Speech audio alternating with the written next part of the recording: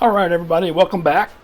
And if you're new to my channel, take a look at the video, and if you like what you see, consider giving me a sub and give me a thumbs up too. Appreciate it.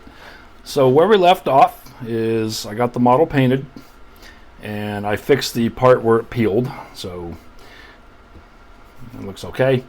And now I'm just ready to do the decals. So this is the plane that I'm doing right here, and of course I'm using aftermarket decals because the kit decals, since I bought the kit used, they were shot.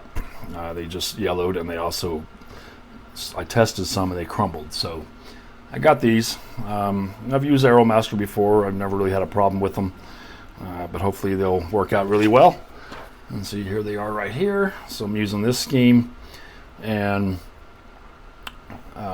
what I like about these anyway so far is that they give you 3 different schemes, but at least they give you 2 sets of stencils. And so, you know, you can do one other scheme using this decal sheet and using the stencils provided. But it'd be nice if they gave you three different markings with all the stencils, but they don't. And so I'll have to use some from another one of the other markings.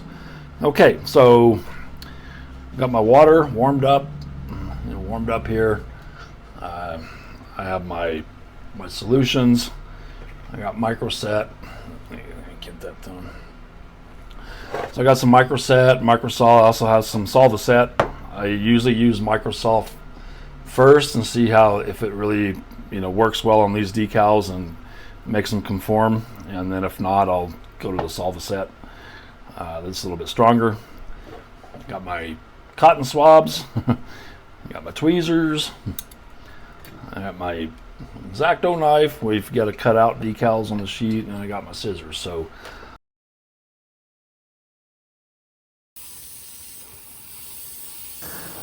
in preparation for decals, I gave everything a coat of Vallejo polyurethane gloss varnish, and this will be a nice base to put the decals on.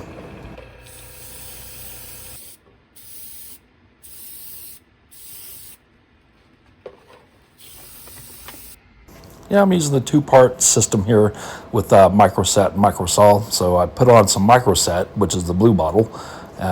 Put that on before you put the decal on, and it supposedly, I know there's a lot of debate whether it works or not, but basically it softens the decals and helps them adhere better.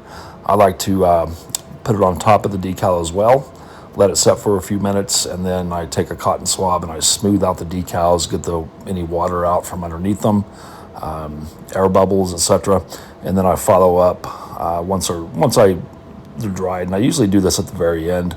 I apply the red bottle, which is the microsol, which helps the decals conform and basically sets them down. These responded pretty well. Sometimes I'll go to my stronger solution like solvaset if the decals are pretty thick and they don't cooperate. So, but in this case, I think the micro the red bottle worked pretty well.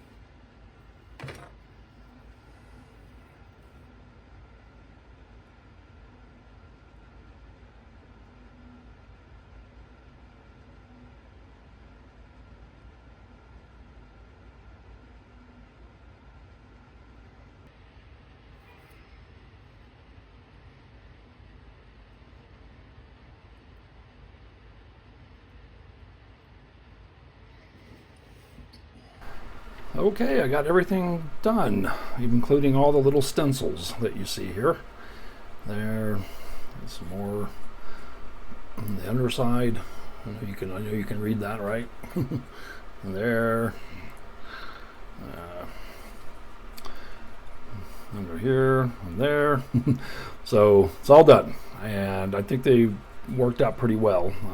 They reacted pretty well to microsol, and yeah, so what I did after the decals sat and got seated and dried, I gave everything a coat of Vallejo satin varnish because I needed to paint the exhausts, and I didn't paint those at first because they're supposed to line with this decal here at the top, where you have the black there. This is what it shows in the instructions, but I wanted to do it that way, so I wanted to mask. I had to mask over the decals, and I didn't want them tearing off. So I gave it a coat of gloss, or excuse me, semi-gloss varnish, and that took care of that. So yeah, so the next step is simply to do some washes. I got the decals on, so they whipped down pretty well. And now I'm ready to do some washing, and so for that I'm going to use the Fluoride Dark Dirt. I really like the clay-based washes. I'm become a really big fan of these. There's no toxic stuff in it. You don't have to use any thinners or chemicals or white spirits or any of that stuff like that. You just wipe it on, let it dry, and wipe it off, and it stays on the panel lines. Prior to that, though, I did give the model a coat of polyurethane satin, and this helps it stick as opposed to gloss. Use a semi-gloss or satin varnish. This helps it to stay on the model and stick to the panel lines. And so, yeah, so again, all you do with this stuff is, you just rub it on, like so.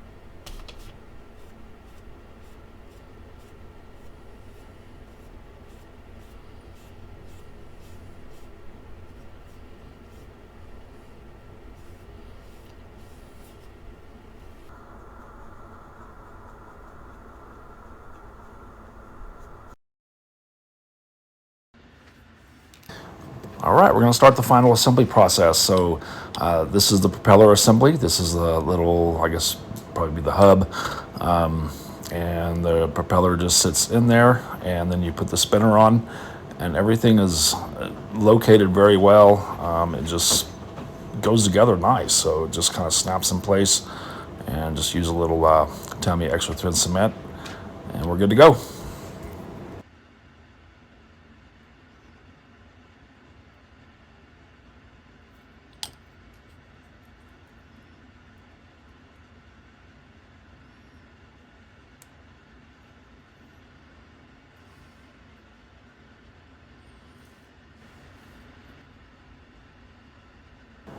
Then we're on to the landing gear assembly. So I have one gear door here still attached to the sprue. I wanted the number, so I left it on there because one's for the right and one's for the left. So the instructions make that clear. Just don't want to get myself confused. So basically the struts just attach to the inside of the landing gear doors, and they go together nicely. There are locator pins and slots. So you just got to get it lined up and in place and good to go.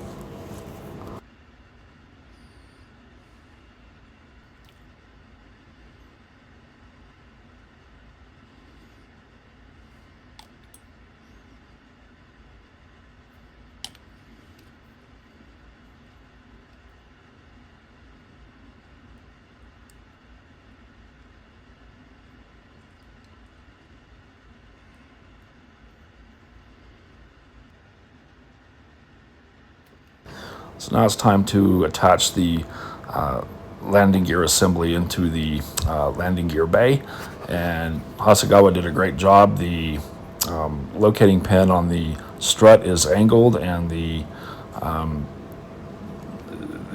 basically the hole where it goes into is angled as well, so you really can't get it wrong, because the Fw-190 has a distinctive, angle. The landing gear kind of angle in, and so Hasegawa did a great job in making this easy and not have to be fiddle around with the correct angle. Just got to get it in there, and it looks really good when it's done.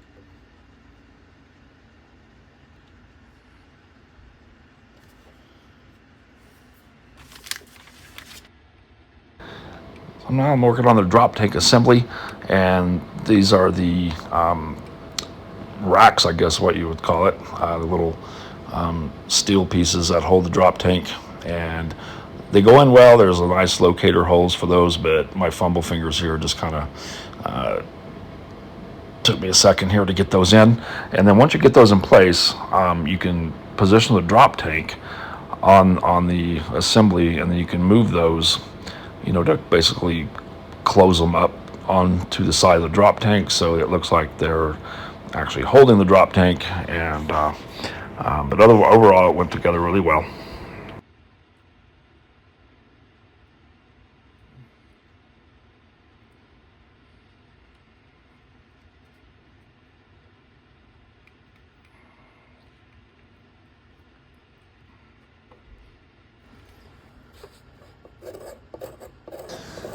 So I wanted to add some gun smoke stains, so I'm using black pastel chalks.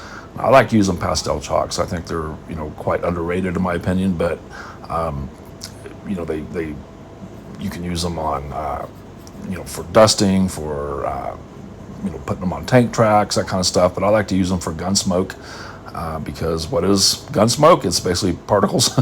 So all you do is shave some off, apply it to your model, and then kind of work it in with a stiff brush, and then you can use a damp cotton swab, and you can shape it, take it off if you don't like it. And a trick here is, though, you want to use the darkest color you have for what you're trying to do, because once you put a flat coat on, it will kind of fade out the color a little bit. But so I'm using the darkest black that I've found. So here I'm just putting it on the around the guns, and also on the cartridge chutes, and I'm also going to use some of this European earth pigment to kind of put a little dust on the landing gear doors, just to give it a little bit of wear.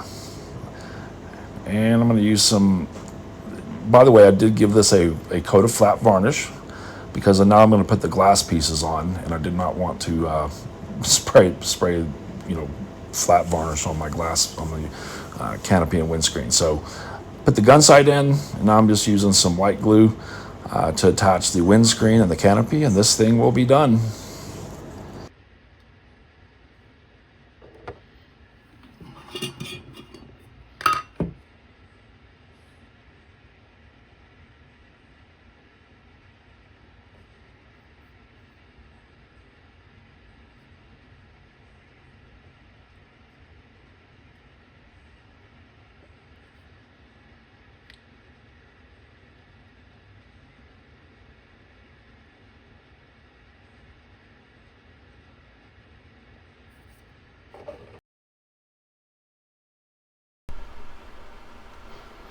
All right, guys, I think I'm going to call her done. Here she is.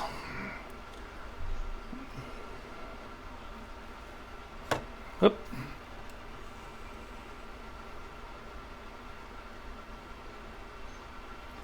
Got all the last little pieces on. Got the little lights inside here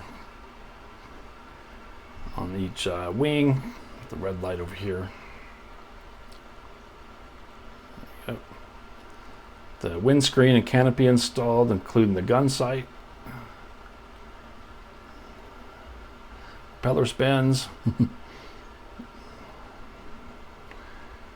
think the canopy should be set. Here's the bottom. So I had fun building this, guys. It's not a bad kit. And I went a little bit out of my comfort zone and did some extra weathering and stuff. And I don't know. I mean, I'm not real good at weathering, but I think it's definitely not over weathered. So I think it looks okay. Yeah.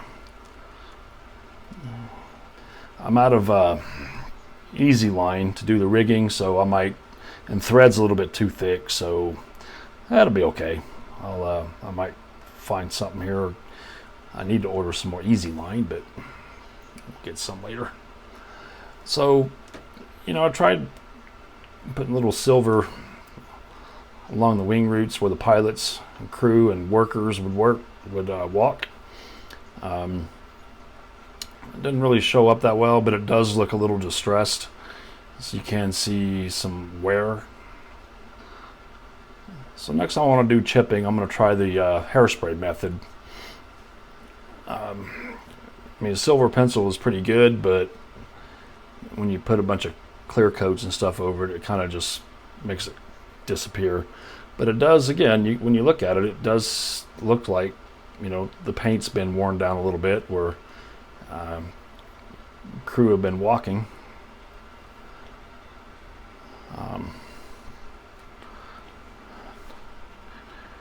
I think sometime too, when I build another kit that has gun barrels coming out the wings, I'm going to see if I can't find some metal barrels or get some tiny brass tubing or something, because these plastic ones just, you got to cut them off the sprue, and if you don't be careful, you can break them, and then you usually got a place where you got to trim, and they just look ugly sometimes. You got to trim off the little piece of plastic that's still hanging there, and if you're not careful, you can break them real easy. But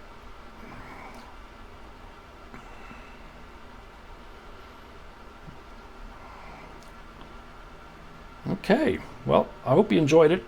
I think what I'm going to do is, for my channel, is I'll do these builds in series, but I want to compile them and make a full build video a little while later. And